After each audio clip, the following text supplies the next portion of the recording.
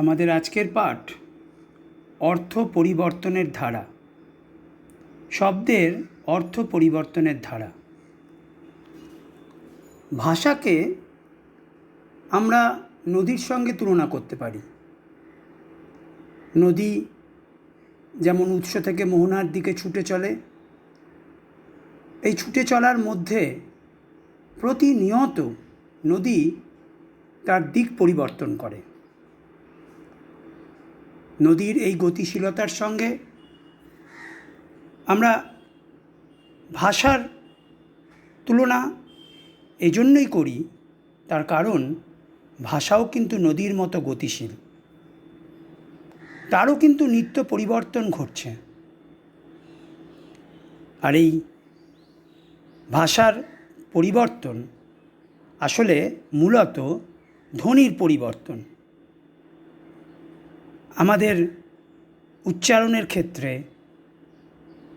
ধ্বনির পরিবর্তন ঘটে,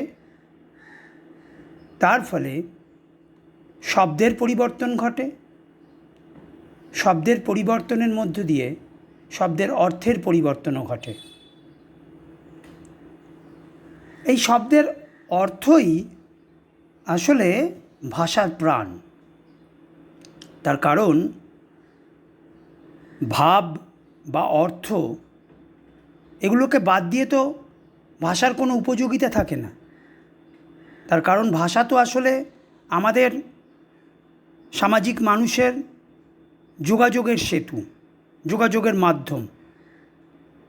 আর এই যোগাযোগ সাধিত হয় ভাষার মধ্য দিয়ে। ভাষার যে উপাদান, সেই শব্দ, সেই শব্দের অর্থের মাধ্যমেই তো আসলে আমরা আমাদের মনের ভাবকে অপর সামাজিকের কাছে, অপর ব্যক্তির কাছে প্রকাশ করি।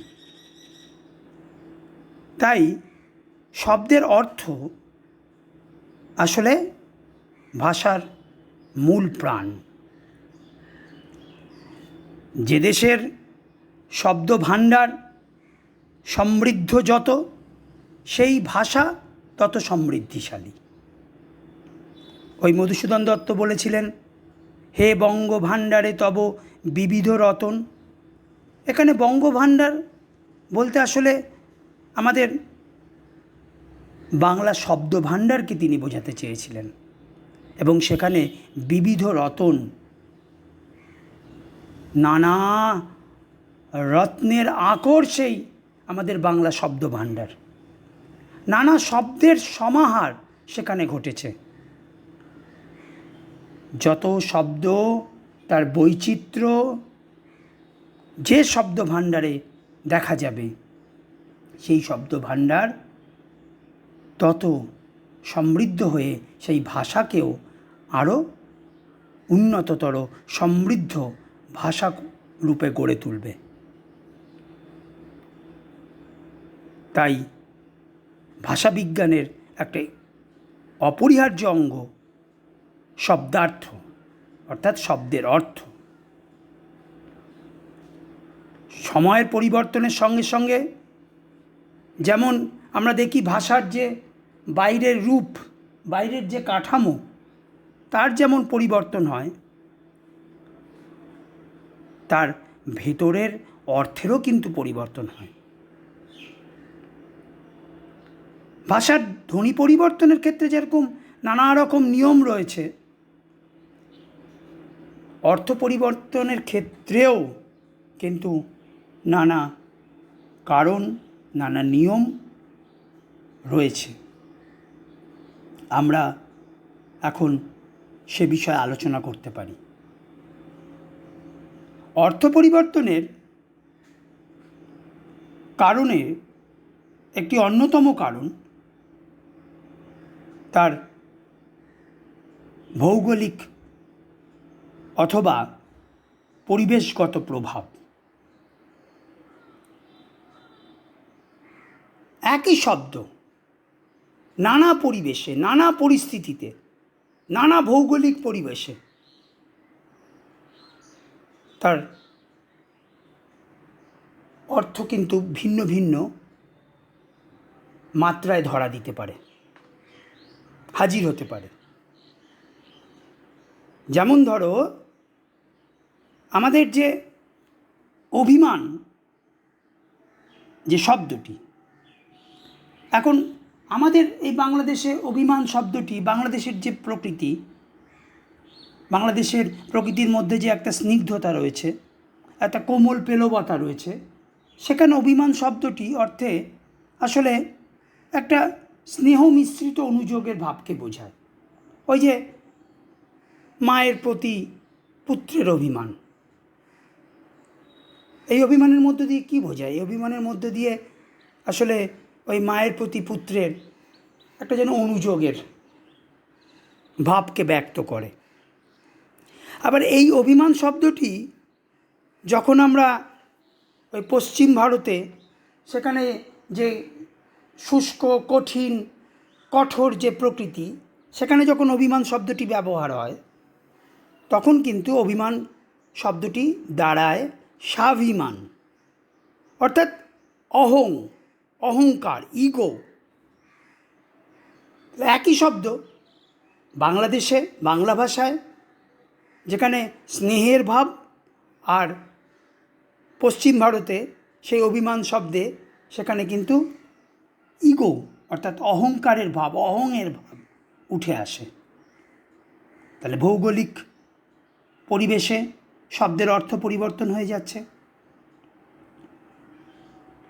ধরো আমরা একটা শব্দ প্রয়োগ করছি,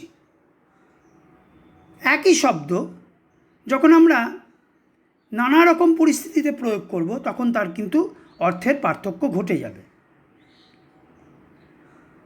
যদি আমরা বলি, তোর কাণ্ড কারখানা দেখে সবাই হেসে ফেলছে, তোর কাণ্ড কারখানা দেখে সবাই হেসে ফেলছে, অর্থাৎ এখানে কাণ্ড অর্থাৎ আচরণকে বোঝাচ্ছে। আবার যদি বলি রামায়ণ 7 কাণ্ডে বিভক্ত, তখন কিন্তু দেখো কাণ্ড, তখন কিন্তু রামায়ণের সেই 7টি অধ্যায়কে কিন্তু বোঝাচ্ছে, কাণ্ড তখন হয়ে যাচ্ছে অধ্যায়। আবার বিধানসভা নির্বাচনের পর থেকে এই গ্রামে নানা রকম বীভৎস কাণ্ড ঘটে চলেছে, এখানে কাণ্ড কিন্তু আসলে ঘটনাকে বোঝাচ্ছে। তাহলে একই কাণ্ড শব্দ দেখো এক এক পরিস্থিতিতে এক এক রকমভাবে উঠে আসছে। তুমি এই প্রশ্নের উত্তর দিতে পারলে না, এখানে উত্তর কিন্তু তাহলে হচ্ছে কি জবাব। আর যদি বলি স্বাধীনতা উত্তর কালে ভারতবর্ষের দারিদ্র্য একই রকম রয়ে গেছে, তাহলে এখানে স্বাধীনতা উত্তর, এই উত্তর শব্দ কিন্তু আসলে পরবর্তী, স্বাধীনতা পরবর্তী কালকে বোঝাচ্ছে। একই শব্দ উত্তর এক সময় হচ্ছে জবাব, আবার এক সময় হচ্ছে পরবর্তী, এই অর্থে ব্যবহৃত হচ্ছে।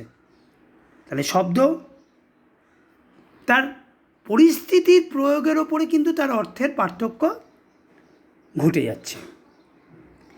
আবার আমাদের যে এক এক জাতি, তাদের যে সভ্যতা সংস্কৃতি, সেই সভ্যতা সংস্কৃতি অনুযায়ী কিন্তু একই শব্দের নানা রকম অর্থ দাঁড়িয়ে যায়।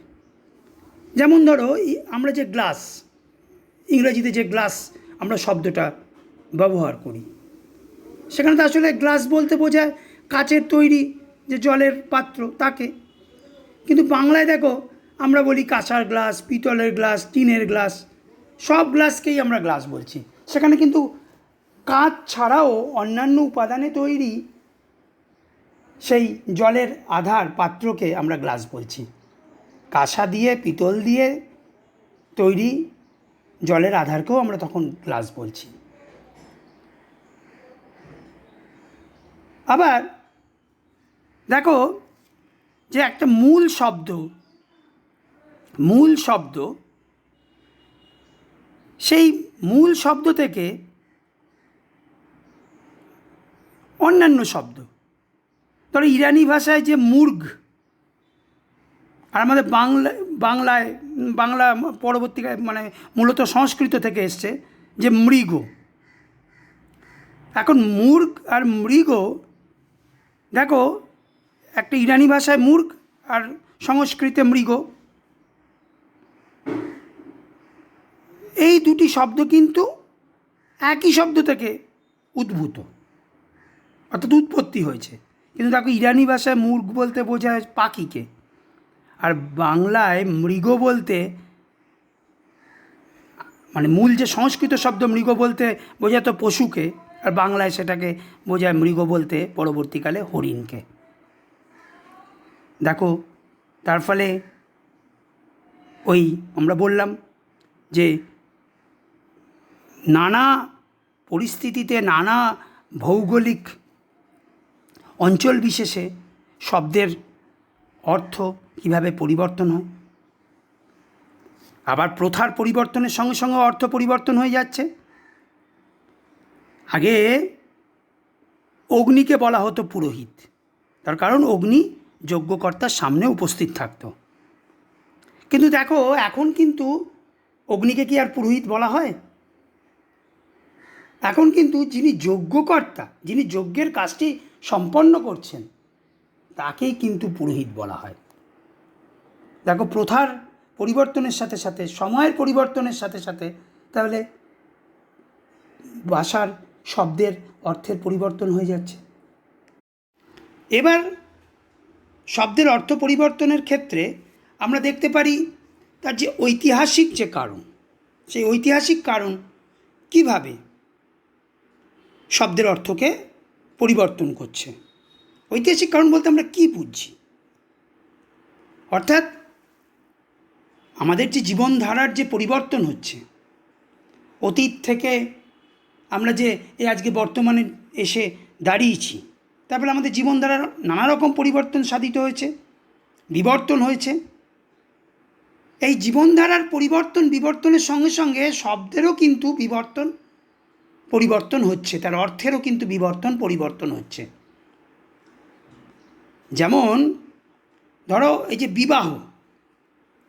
বিবাহ শব্দটি কী অর্থে প্রথমে বোঝানো হতো?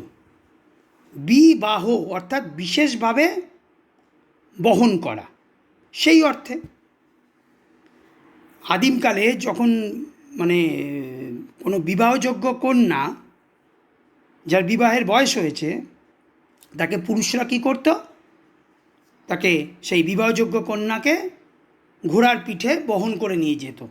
সেখান থেকেই কিন্তু বিবাহ শব্দটি প্রচলিত হয়েছিল। কিন্তু সেই বিবাহের যে রীতি, যে ধারা, যে প্রথা, সেগুলো পরিবর্তন হয়ে গেছে যুগের পরিবর্তনের সাথে সাথে।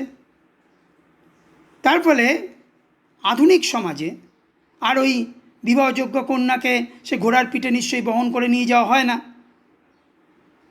কিন্তু এখন বিবাহ শব্দটা আমরা ব্যবহার করি, কিন্তু এই বিবাহ শব্দটা আমরা কী রূপে ব্যবহার করি, কোন অর্থে ব্যবহার করি? এখন বিবাহ মানে হচ্ছে পরিণয়, বিশেষভাবে বহন করার অর্থে নয়, পরিণয় অর্থে আমরা কিন্তু বিবাহ শব্দটার ব্যবহার করছি। তাহলে এই ঐতিহাসিক জীবনধারার যে পরিবর্তন, তা কী করে শব্দের অর্থের পরিবর্তন ঘটে, সেটা তোমরা বুঝলে। এবার আলংকারিক প্রয়োগ, অর্থাৎ অলংকারের ব্যবহারে শব্দের অর্থ কিন্তু অনেক সময় পরিবর্তন হয়ে যায়। কোনো শব্দ আলংকারিক অর্থে ব্যবহার হতে থাকে, ব্যবহার হতে হতে তার যে মূল অর্থ, সেই মূল অর্থটা কিন্তু অনেক সময় হারিয়ে যায়। যেমন ধরো এই যে আমরা পারাবার শব্দটা ব্যবহার করি, পারাবার কথার অর্থ কী, শব্দের অর্থ কী? পারাবার শব্দের অর্থ হচ্ছে সমুদ্র। কিন্তু যখন কবি লেখেন হৃদয় ডুবে যায় হরষ পারাবারে, হৃদয় ডুবে যায় হরষ পারাবারে, তাহলে এখানে হরষ পারাবারে হরষ পারাবারে অর্থাৎ আনন্দের সাগরে, অর্থাৎ আনন্দের যে গভীরতা, সেই গভীরতাকে বোঝানোর জন্য কিন্তু ওই পারাবার শব্দের অর্থ প্রয়োগ করা হচ্ছে। হ্যাঁ, যেমন ধরো ওই যে সন্ধ্যায় প্রস্ফুটিত হয় বলে একটা ফুলকে আমরা সন্ধ্যার মণি রূপে কল্পনা করে তার নাম দিলাম হচ্ছে, আলংকারিক অর্থে তার নাম দিলাম হচ্ছে সন্ধ্যামণি। এখন আমরা সেই শব্দটি এত প্রয়োগ করতে শুরু করলাম, তার ফলে একটা ফুলের নামই হয়ে গেল সন্ধ্যামণি। অর্থাৎ সেই শব্দটি তার আলংকারিক যে তাৎপর্য বা অর্থ সেটা কিন্তু হারিয়ে ফেলল, একটা গতানুগতিক অর্থেই কিন্তু সেটা প্রয়োগ হয়ে যাচ্ছে। যেমন ধরো এই যে হরতাল, হরতাল শব্দটা তো আমরা প্রয়োগ করি প্রায়। হরতাল শব্দটি কোথা থেকে এসছে? গুজরাটি হরতাল, হরতাল। এখন এই হরতাল এই শব্দটি গুজরাটিতে তার অর্থ কি? হাটে তালা। আমরা কি করলাম? সেই শব্দটিকে গ্রহণ করলাম, করে আমরা বাংলায় কিন্তু হরতাল প্রয়োগ করলাম। সেটা কী রূপে প্রয়োগ করলাম? হরতাল বলতে এখন আমরা বোঝাই হচ্ছে ধর্মঘটকে। বুঝতে পারছো? ধরো সাপদ, এই সাপদ শব্দের এখন আমরা অর্থ কী বুঝি? সাপদ বলতে বুঝি হচ্ছে হিংস্র পশু, কিন্তু এর তো মূল অর্থ ছিল হচ্ছে সাপদ, অর্থাৎ শনের মতো পা, অর্থাৎ কুকুরের মতো পা যার। কিন্তু এখন তো আমরা সাপদ বলতে কী বুঝি? হিংস্র পশুকে। এই আলংকারিক অর্থে আমরা প্রয়োগ করেছিলাম। তার ফলে শব্দের যে মূল অর্থ সেটা কিন্তু পরিবর্তন হয়ে যাচ্ছে। যেমন দেখো বইয়ের ব্যাপারে আমরা বৃক্ষ সংক্রান্ত নানা রকম শব্দ প্রয়োগ করি আলংকারিক অর্থে। যেমন বইয়ের সঙ্গে, গ্রন্থের সঙ্গে যুক্ত হচ্ছে পত্র, পাতা। গাছের পাতা আমরা বইয়েরও পাতা বলি। আবার কাণ্ড, এই যে রামায়ণের সুন্দরকাণ্ড, লঙ্কাকাণ্ড বলি। এই যে পর্ব, সেখানেও আমরা দেখি গ্রন্থে আমরা বলি না ওই বনবাস পর্ব, অজ্ঞাতবাস পর্ব। ওই যে আমরা বলি স্কন্ধ, এই অধ্যায়কে চিহ্নিত করতে। আবার গ্রন্থে আমরা বলি স্বর্গ, সেই প্রথম স্বর্গ, দ্বিতীয় স্বর্গ, নবম স্বর্গ। দেখো এই সমস্তই কিন্তু আলংকারিক অর্থে কিন্তু প্রয়োগ করা হয়েছে। তার ফলে শব্দের যে অর্থ, সেই অর্থের কিন্তু পরিবর্তন হয়ে যাচ্ছে। আর অলংকারের ব্যবহারের ফলে শব্দের যে অর্থ সেটা কিন্তু স্থায়ীভাবেই কিন্তু অনেক ক্ষেত্রে পরিবর্তন সংগঠিত হয়। শব্দের অর্থ পরিবর্তনের ক্ষেত্রে এবার আমরা উপকরণগত যে কারণ সেটাকে আমরা কিন্তু বোঝার চেষ্টা করতে পারি। উপকরণগত কারণ বলতে কী বোঝানো হচ্ছে? আসলে যে উপকরণে কোনো বস্তু তৈরি হয়, সেই উপকরণের বৈশিষ্ট্য, তার নাম, তার ধর্ম অনুসারে সেই বস্তুটির নামকরণ হয়। যেমন ধরো যে কালি, কালি বলতে কী বোঝানো হয়? কালি আসলে কালো উপকরণে গঠিত তরল পদার্থ। কিন্তু এখন তো আমরা লাল, নীল, সবুজ সব রঙের উপকরণে গঠিত তরল পদার্থকেও তো বলি কালি। লাল কালি, নীল কালি, সবুজ কালি। তাই উপকরণ পরিবর্তন হয়ে গেলেও, অর্থাৎ কালোর জায়গায় এখন নীল, লাল, সবুজ এলেও আমরা কিন্তু সেই কালি শব্দটাই কিন্তু আমরা এখনো পর্যন্ত ব্যবহার করছি। যেমন প্যাপিরাস গাছের মজ্জা থেকে কাগজ তৈরি হতো বলে আমরা ইংরেজিতে কাগজকে বলতাম পেপার, অর্থাৎ প্যাপিরাস থেকে পেপার শব্দটি এসছে। কিন্তু এখন দেখো, এখন তো বাঁশের মণ্ড থেকেও তো কাগজ তৈরি হয়, কিন্তু আমরা কিন্তু সেই পেপার শব্দটিই ব্যবহার করে যাচ্ছি এখনো পর্যন্ত। সবুজ রং হলেই যে সবজি হবে তার তো কোনো কথা নেই। তার কারণ বেগুন, কালো হয়, নীল হয়, সাদা হয়, আবার টমেটো লাল হয়, কিন্তু সব কিছুকেই আমরা কিন্তু বলি হচ্ছে সবজি। আবার সাদৃশ্যের কারণে, সেটা ধ্বনিগত সাদৃশ্য হতে পারে, আকারগত সাদৃশ্য হতে পারে, তাই সাদৃশ্যের কারণেও কিন্তু শব্দের অর্থ পরিবর্তনের নানা রকম উদাহরণ আমরা দেখতে পাই। যেমন ধ্বনিগত সাদৃশ্যের একটা উদাহরণ আমরা উল্লেখ করতে পারি, যে ক্রন্দসী। এই ক্রন্দসী শব্দের সঙ্গে রোদসী শব্দের সাদৃশ্য আছে, ধ্বনিগত সাদৃশ্য আছে। ক্রন্দসী, রোদসী, তাই ধ্বনিগত মিল আছে। এখন ক্রন্দসী শব্দ বৈদিক ভাষায় যার মূল অর্থ হচ্ছে যে গর্জনকারী, প্রতিদ্বন্দ্বী সৈন্যদল, গর্জনকারী, প্রতিদ্বন্দ্বী সৈন্যদয়। আবার এই বৈদিক ভাষায় রোদসী শব্দের অর্থ হচ্ছে স্বর্গ ও পৃথিবী, আমরা তাকে অন্তরিক্ষ বলতে পারি।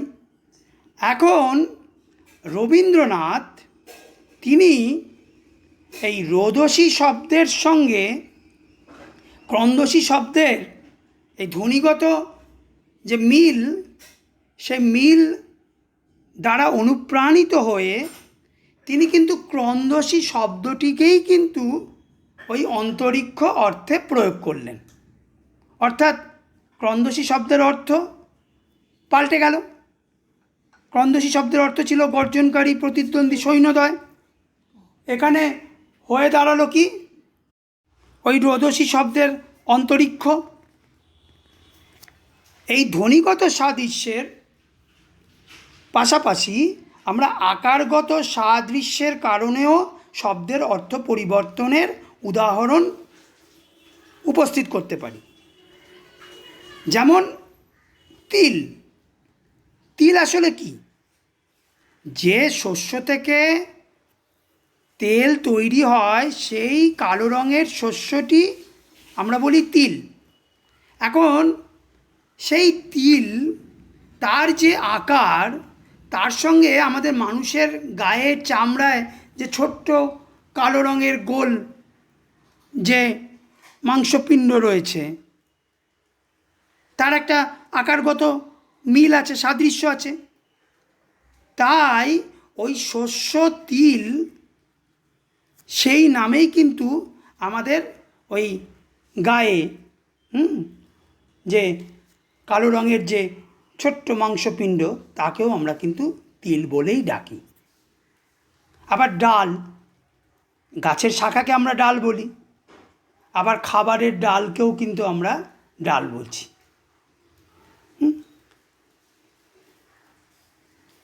তাহলে আমরা কি দেখলাম? ধ্বনিগত এবং আকারগত সাদৃশ্যে শব্দের অর্থ পরিবর্তন হয়। সাহিত্যিক বর্গ তারাও কিন্তু অনেক সময় নতুন অর্থে, নতুন শব্দ ব্যবহারে, তার প্রয়োগে শব্দের অর্থ পরিবর্তন করেন। আমরা এর আগে রবীন্দ্রনাথের উদাহরণ পেলাম। ধরো মধুসূদন, তিনি বারুণী শব্দের প্রয়োগ করেছেন তার কাব্যে। এখন বারুণী শব্দের মূল অর্থ হচ্ছে সুরা, কিন্তু মধুসূদন এই বারুণী শব্দের অর্থ প্রয়োগ করেছেন আসলে বরুণ পত্নী রূপে। দেখো অর্থ কী করে পরিবর্তন হয়ে যাচ্ছে। সুরা, তা হয়ে গেল হচ্ছে বরুণ পত্নী। শব্দের অর্থ পরিবর্তনের অন্যতম কারণ আমাদের যে মানসিক বিশ্বাস, আমাদের যে ধর্মীয় সংস্কার, অর্থাৎ মনস্তাত্ত্বিক কারণ থেকে শব্দের অর্থ পরিবর্তন হয়। শব্দের বাক্যের প্রয়োগ করেন কারা? মানুষ। মানুষের মন থেকেই তো বাক্যের সৃষ্টি।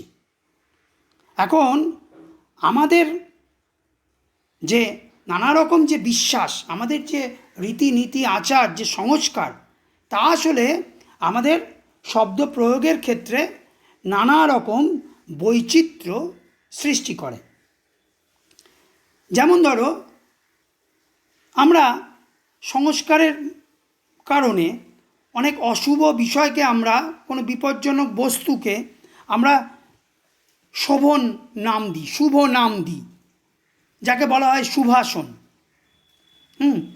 যেমন ধরো, আমরা সাপের এই ভয়ঙ্করতাকে ঢাকতে আমরা অনেক সময় সাপকে কি বলি? লতা। আমরা সাধু সন্ন্যাসীর ক্ষেত্রে আমরা তো তাদের মৃত্যুর কথা উল্লেখ করি না। আমাদের সাধু সন্ন্যাসীদের প্রতি অগাধ আস্থা, তাদের অলৌকিকত্বে আমাদের অগাধ বিশ্বাস, সেখান থেকে তাদের মৃত্যুকে আমরা হয়তো স্বীকার করি না। তার জন্য আমরা বলি যে ওই সাধু সন্ন্যাসী, তাদের ক্ষেত্রে বলি মহাসমাধি লাভ করেছেন। আবার আমরা মৃত্যুর সময় আমরা বলি গঙ্গা লাভ করেছেন। মেয়েরা দেখবে, মেয়েরা শাখা ভাঙলে, শাখা ভাঙা কথাটা বলে না।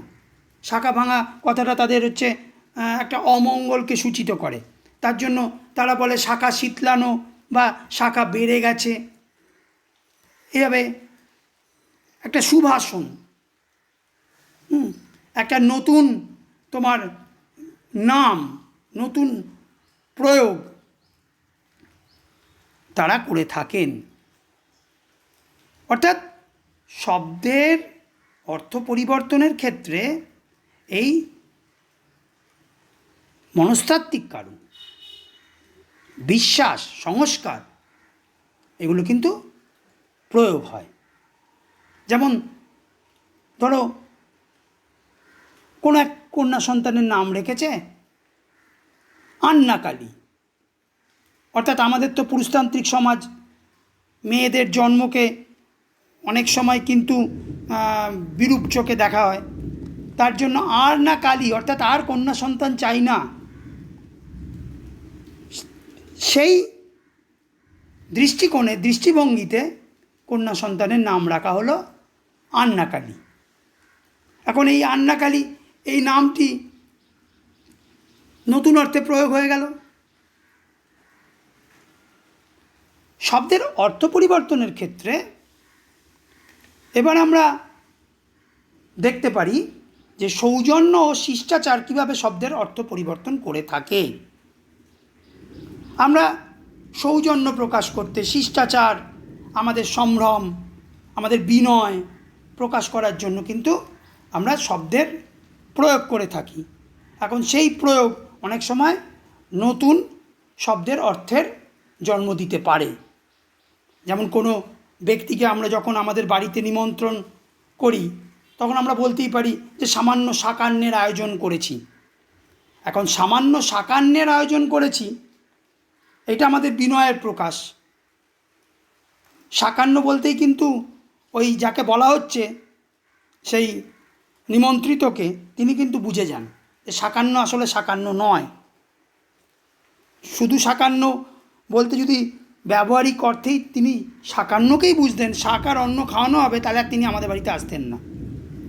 শাকান্ন মানেই কিন্তু সেখানে যে ভোজনের ব্যবস্থা করা হয়েছে, সেটা কিন্তু তিনি বুঝে যান। এভাবেই দেখবে আমরা যে হরিজন, সমাজের নিম্ন শ্রেণীর মানুষদের আমরা নিম্ন শ্রেণীর মানুষ তো বলি না, তাদের কিন্তু আমরা ওই শিষ্টাচার, সৌজন্য প্রকাশ করে আমরা বলি হরিজন, হরির জন, দেবতার জন। আবার বাড়ির ওই পরিচারিকাকে আমরা নিশ্চয়ই ঝি বলি না, আমরা বলি কাজের লোক। সেখানেও কিন্তু এই শিষ্টাচার প্রকাশিত হয়। এভাবেই কিন্তু শব্দের অর্থের পরিবর্তন ঘটছে। শব্দের অর্থের পরিবর্তনের ক্ষেত্রে আমাদের শৈথিল্য বা আরামপ্রিয়তা, এইটা কিন্তু একটি অন্যতম কারণ। শব্দের ধ্বনি পরিবর্তনের ক্ষেত্রেও যেমন আমাদের ওই শৈথিল্য, আরামপ্রিয়তা, অর্থাৎ উচ্চারণের সুবিধার, এটা একটি মূল কারণ হয়ে দাঁড়ায়, তেমনি শব্দের অর্থ পরিবর্তনের ক্ষেত্রেও কিন্তু আমাদের এই আরাম প্রিয়তা, এটা কিন্তু অন্যতম প্রধান কারণ হয়ে দাঁড়ায়। ভাষা ব্যবহারের শৈথিল্যের কারণে আমরা কি করি, অনেক সময় পুরো বাক্য, পুরো শব্দ আমরা প্রয়োগ করি না, অংশ বিশেষ দিয়ে আমরা আমাদের কাজ চালিয়ে নিই। তার ফলে ওই অংশ বিশেষ তখন একটা নতুন অর্থে দাঁড়িয়ে যায়। যেমন আমাদের মায়েরা, আমাদের বোনেরা সন্ধ্যার সময় সেই প্রদীপ দেখায়, প্রদীপ জ্বালায় তুলসী মঞ্চে। আমরা সেটা দেখো সংক্ষিপ্ত আকারে প্রয়োগ করি কি, সন্ধ্যা দিচ্ছে, সন্ধ্যা দেওয়া। আবার একটু আসুন, বসুন, একটু চা ও জলখাবার খান। আমরা কিন্তু চা জলখাবার খাওয়া এই শব্দটা প্রয়োগ করি না, শব্দগুচ্ছ প্রয়োগ করি না, এই শব্দবন্ধ প্রয়োগ করি না। আমরা কি বলি, একটু চাটা খেয়ে গেলে হতো না? তাহলে এই চাটা আসলে টা কিন্তু এখানে ওই জলখাবার অর্থে ব্যবহৃত হয়, কিন্তু আমরা কিন্তু বলি হচ্ছে চাটা, জলখাবারটা বলি না। ওই আমাদের অল্পতে কাজ চালিয়ে নিই আমাদের আরামপ্রিয়তার জন্য। শব্দের অর্থ পরিবর্তনের ক্ষেত্রে আমরা দেখি যে শব্দ দ্বৈতের প্রয়োগ, অর্থাৎ একই শব্দের দুবার প্রয়োগ, শব্দ দ্বৈত। এই শব্দের দুবার প্রয়োগ অর্থাৎ শব্দ দ্বৈতের প্রয়োগ শব্দের অর্থকে কিন্তু পরিবর্তন করে। যেমন আমরা যদি বলি আজ শীত শীত ভাব, এখন আজ শীত শীত ভাব, এই শীত শীত এই একই শব্দে দুবার প্রয়োগ করলাম, অর্থাৎ শীত শব্দ দ্বৈত একটা সম্পূর্ণ শীতকে, একটা প্রচণ্ড শীতকে কিন্তু বোঝাচ্ছে না। অর্থাৎ শীত শীত ভাব মানে অল্প শীত, গরম গরম করছে বা গরম গরম আছে, গরম গরম লাগছে, আসলে কিন্তু খুব গরম নয়। যদি বলতাম খুব গরম করছে তাহলে কিন্তু গরমের পরিমাণ বৃদ্ধি হয়ে যেত, কিন্তু গরম গরম করছে বলতে আসলে অল্প গরমকে বোঝায়। রবীন্দ্রনাথ এই শব্দদ্বৈতের ভিন্ন ভিন্ন অর্থ কিন্তু তিনি লক্ষ্য করেছিলেন। যেমন ওই যাবো যাবো, উঠি উঠি, জ্বর জ্বর, শীত শীত, এই যে প্রয়োগ, এই প্রয়োগগুলো দিয়ে তিনি বোঝাতে চেয়েছিলেন যে আসলে এই শব্দদ্বৈতের প্রয়োগে একটা আমরা অর্থের আভাস পাই, কিন্তু তারা যতটা বলে ততটা কিন্তু প্রকাশ করে না তারা। আমরা অনেক সময় আমাদের যে ভাবাবেগের, আবেগের প্রকাশের জন্য, আবেগের সেই প্রকাশ থেকে আমরা কিন্তু শব্দের অর্থ পরিবর্তন করে ফেলি। যেমন আমরা ভীষণ সমস্যা, ভয়ঙ্কর গোলমাল, এই যে শব্দগুলো প্রয়োগ করি, এই বিশেষণগুলো যে প্রয়োগ করি, এখন এই ভীষণ সমস্যা, ভয়ঙ্কর গোলমাল, এখন গোলমালের দিক থেকে, সমস্যার দিক থেকে তা অতটা ভয়ঙ্কর বা গোলমেলে না হলেও আমরা কিন্তু এই বিশেষণ প্রয়োগ করে তার আতিশয্যকে প্রকাশ করার চেষ্টা করি। এই ভাবাবেগের কারণে, আমাদের শব্দ প্রয়োগের কারণে শব্দের অর্থের অনেক সময় পরিবর্তন হয়। অসতর্কতার কারণে, অর্থাৎ আমরা অসাবধানতাবশত আমরা অনেক সময় শব্দের প্রয়োগ করি, সেখানেও কিন্তু শব্দের অর্থ তার পরিবর্তন হয়। যেমন আমরা ইংরাজিতে আর্ম চেয়ারকে আমরা বাংলায় অনেক সময় বলি আরামকে দ্বারা। এখন আর্মের সঙ্গে আমাদের আরামের কোনো সম্পর্ক নেই, অথচ আমরা ওই আর্ম চেয়ারকে আরামকে দ্বারা বলে প্রয়োগ করেছি এবং সেটা কিন্তু সেভাবে এখনো পর্যন্ত ব্যবহার হয়ে চলেছে। এখন ঈশ্বর প্রেমে পাগল মানুষদের আমরা বলেছিলাম বাউল, বাতুল শব্দ থেকে বাউল শব্দটি এসছে। ঈশ্বর প্রেমে মাতোয়ারা মানুষ তারা। এখন বাউল শব্দটি কিন্তু সেই তার যে মূল অর্থ সেটা কিন্তু পরিবর্তন হয়ে গেল।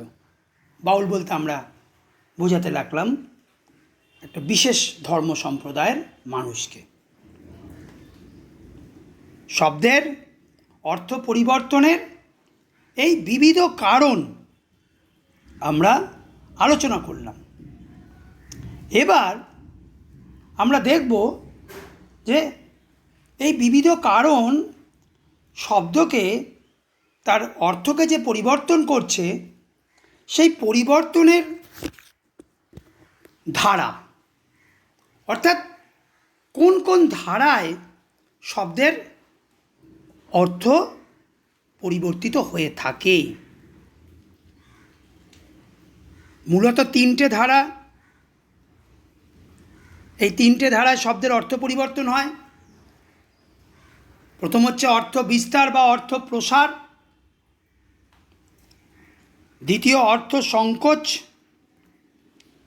এবং তৃতীয় অর্থ সংক্রম বা অর্থ সংশ্লেষ বা অর্থের রূপান্তর। আমাদের প্রথম অর্থ পরিবর্তনের ধারায় যা জানতে হবে তা হল অর্থ বিস্তার। অর্থ বিস্তার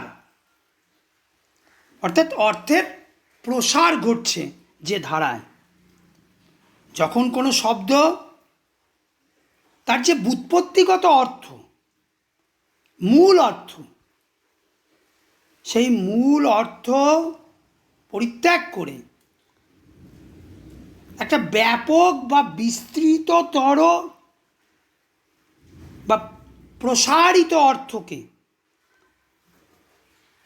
বোঝায়, সেই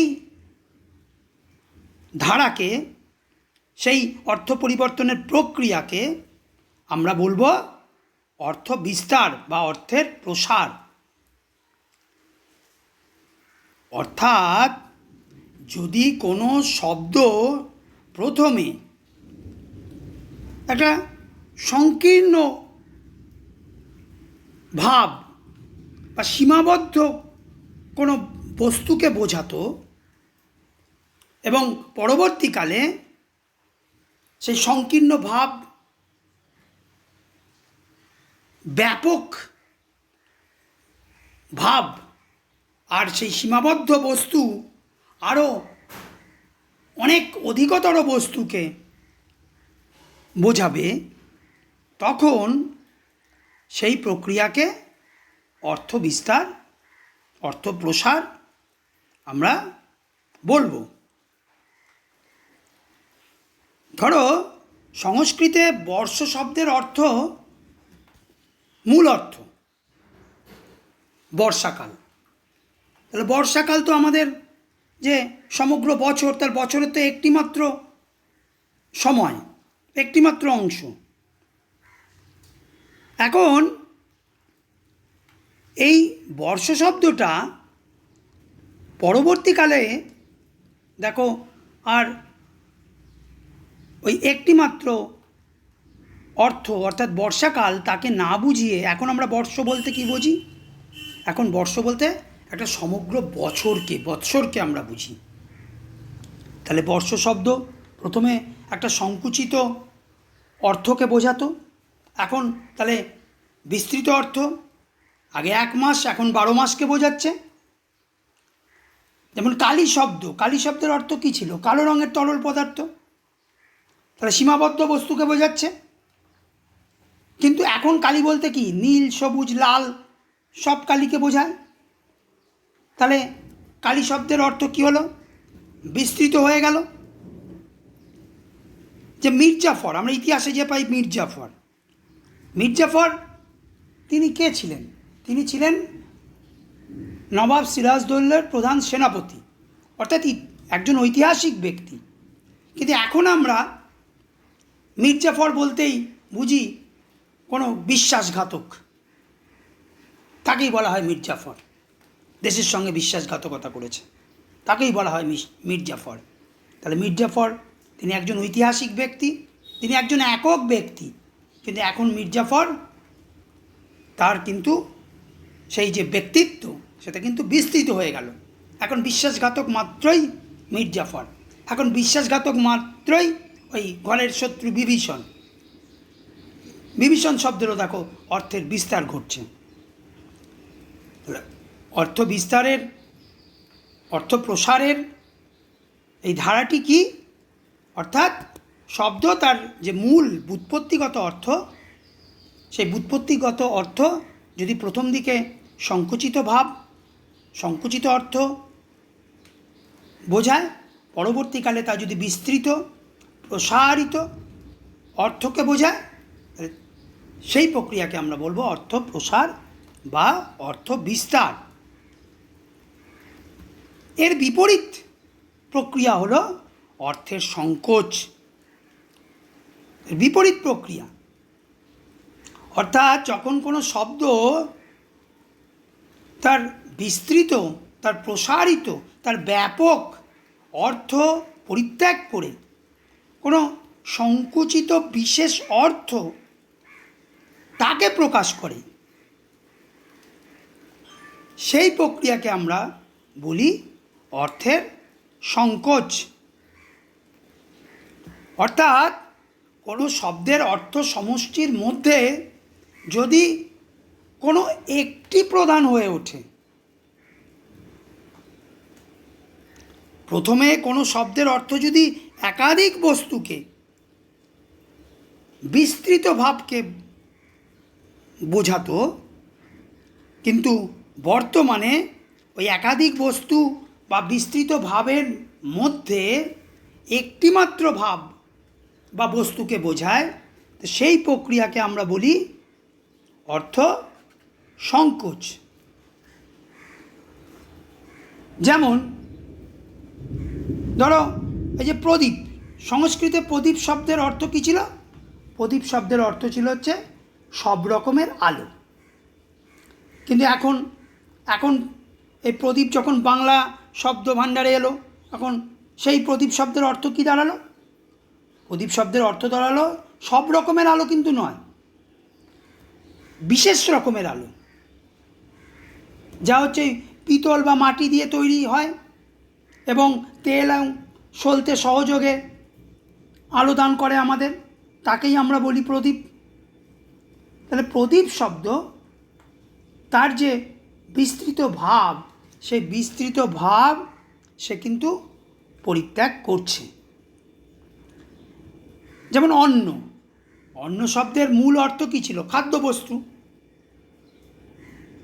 সকল খাদ্যকেই তাহলে অন্ন বলা হতো, খাদ্যবস্তু যেহেতু। কিন্তু এখন অন্ন বলতে আমরা কি বুঝি? এখন অন্ন বলতে শুধুমাত্র আমরা বুঝি ভাতকে। পঙ্কজ শব্দের মূল অর্থ কি? যা পঙ্কে, পাকে জন্মায়, তাই পঙ্কজ।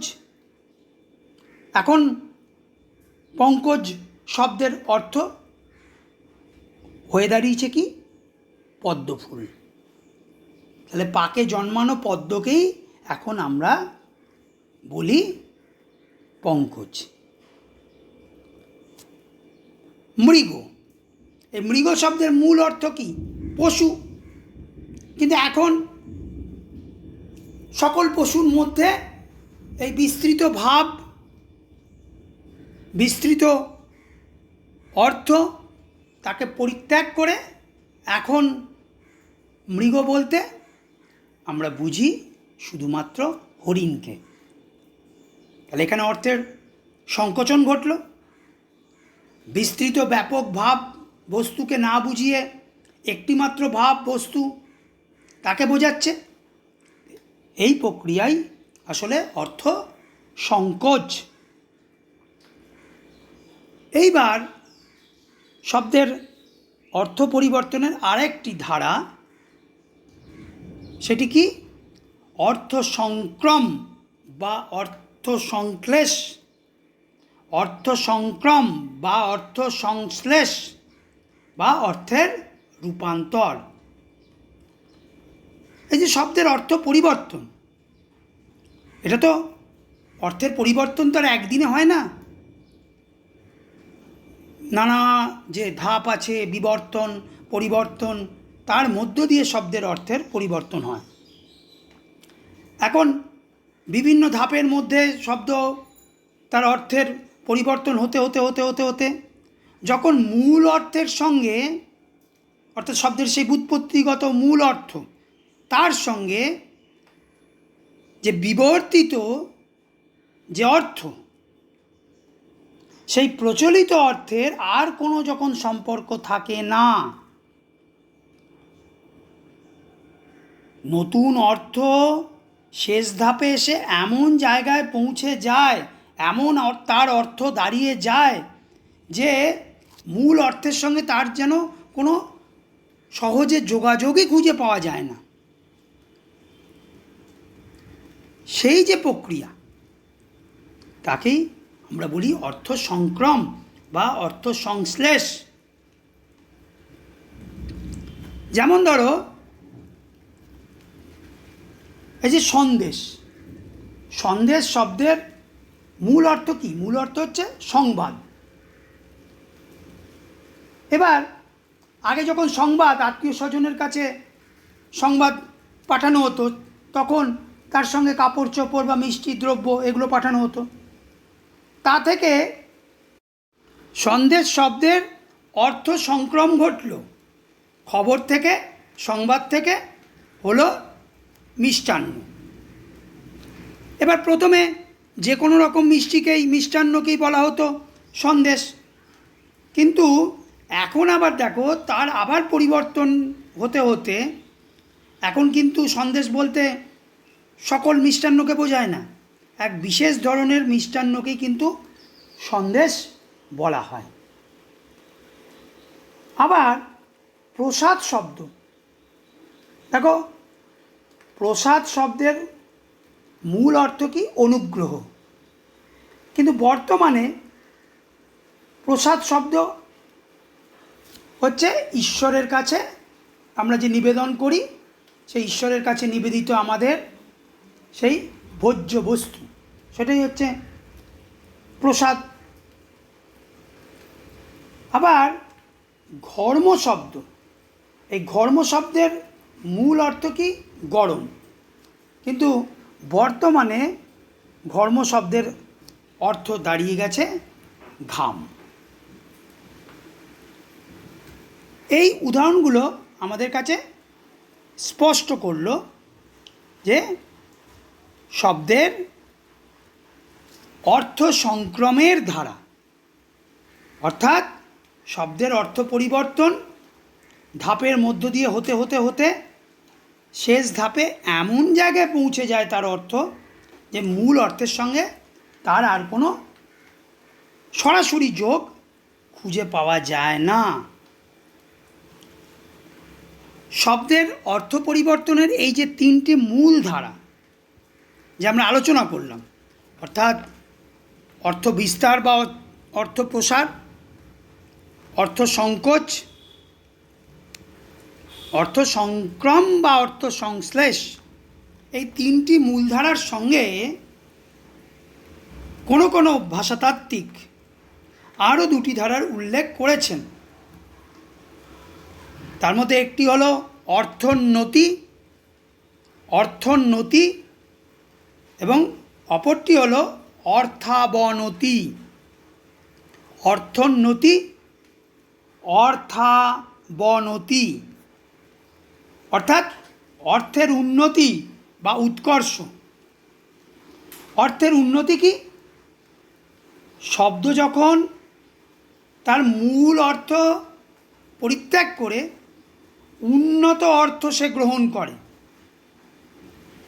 অর্থাৎ শব্দের অর্থ যদি এমনভাবে পরিবর্তিত হয় যে প্রথমে শব্দ যে ভাব বা বস্তুকে বোঝাতো তার চেয়ে কোনো সম্মানিত ভাবকে বোঝায়, উৎকর্ষ ভাবকে বোঝায়, তা সেক্ষেত্রে শব্দের অর্থের উন্নতি ঘটে। সেই প্রক্রিয়াই হচ্ছে শব্দের অর্থের উন্নতি বা উৎকর্ষ। দেখো মন্দির শব্দের মূল অর্থ গৃহ। এখন এই মন্দির শব্দের যে মূল অর্থ গৃহ,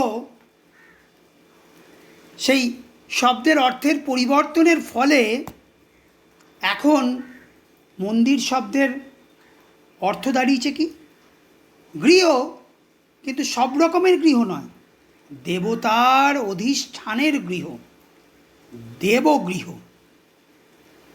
সেক্ষেত্রে শব্দের অর্থের উন্নতি হয়েছে। যেমন ভোগ, ভোগ শব্দের অর্থ, ভোগ শব্দের অর্থ হচ্ছে যা উপভোগ আমরা করি বা খাদ্য সামগ্রী। এখন এই ভোগ যখন দেবতার উদ্দেশ্যে আমরা নিবেদন করি তখন তার অর্থের উন্নতি ঘটে। অর্থের উন্নতির বিপরীত প্রক্রিয়া হচ্ছে অর্থের অবনতি বা অপকর্ষ। উন্নতির বিপরীত অবনতি, আবার উৎকর্ষের বিপরীত অপকর্ষ। শব্দ যখন তার মূল অর্থ, যে উন্নত অর্থ, তাকে পরিহার করে, তাকে পরিত্যাগ করে অপেক্ষাকৃত হীন অর্থ, পূর্বের অপেক্ষা কোনো তুচ্ছ বিষয়কে বোঝায়, তখন শব্দের অর্থের অবনতি বা অপকর্ষ ঘটে। দেখো ইতর, ইতর, এই যে আমরা ইতর শব্দটা প্রয়োগ করি, ইতর শব্দের মূল অর্থ কি? ইতর শব্দের মূল অর্থ হচ্ছে অপর, অপর লোক, ইতরজন, অপরজন। তাহলে ইতর শব্দের অর্থ কি? মূল অর্থ কি? অপর, অন্য। এখন ইতর শব্দ, ইতর লোক আমরা বুঝি ছোট লোক, অর্থাৎ তুচ্ছ অর্থে, নিম্নবর্গীয় মানুষকে অবজ্ঞা করতে আমরা ব্যবহার করি। তাহলে ইতর শব্দ তার যে মূল অর্থ সেখান থেকে তার অবনমন ঘটল, তার অবনতি ঘটল। মহাজন, এই মহাজন শব্দের মূল অর্থ কি? মহৎ যে জন, অর্থাৎ মহৎ ব্যক্তি। কিন্তু মহাজন শব্দ যখন মহাজন কারবারিকে বোঝায়, ঋণ ব্যবসায়ীকে বোঝায়, তখন শব্দের অর্থের অবনতি ঘটে। তখন তাকে আমরা উত্তমর্ণ অর্থে ব্যবহার করি। যখন ঝি, ঝি শব্দের মানে মূল অর্থ ছিল কি? কন্যা। কিন্তু আবার ঝি শব্দকে এখন আমরা ওই পরিচারিকা রূপে ব্যবহার করি, তখন তো শব্দের অর্থের অবনতি ঘটে। আমরা আজকে তাই বোঝাতে চেষ্টা করলাম যে শব্দের অর্থের পরিবর্তন, সেই শব্দের অর্থের পরিবর্তনের যে মূল কারণগুলো, সেই মূল কারণের মধ্যে আমরা দেখেছি শব্দের অর্থের পরিবর্তনের মধ্যে দিয়ে আমরা একটা জাতির তার সামাজিক ইতিহাস, তার ভূগোল, তার ব্যক্তির রীতি আচার, ধর্ম, সংস্কৃতি, ব্যক্তির নিজস্ব মনোভঙ্গি আমরা দেখেছি। এই বিষয়গুলো শব্দের অর্থ পরিবর্তনে প্রধান হয়ে দাঁড়ায়। শব্দের অর্থ পরিবর্তনের কারণের পাশাপাশি শব্দের অর্থ কোন ধারায় পরিবর্তিত হয় তা নিয়েও আমরা আলোচনা করলাম। শব্দের অর্থ পরিবর্তনের মূল ধারা তিনটি: অর্থ বিস্তার বা অর্থ প্রসার, অর্থ সংকোচন, অর্থ সংকোচ, অর্থ সংক্রম, অর্থ সংশ্লেষ। এই তিনটে প্রধানত মূল ধারা। আর তার সঙ্গে আমরা দেখলাম অর্থের উন্নতি বা উৎকর্ষ এবং অর্থের অবনতি বা অপকর্ষ।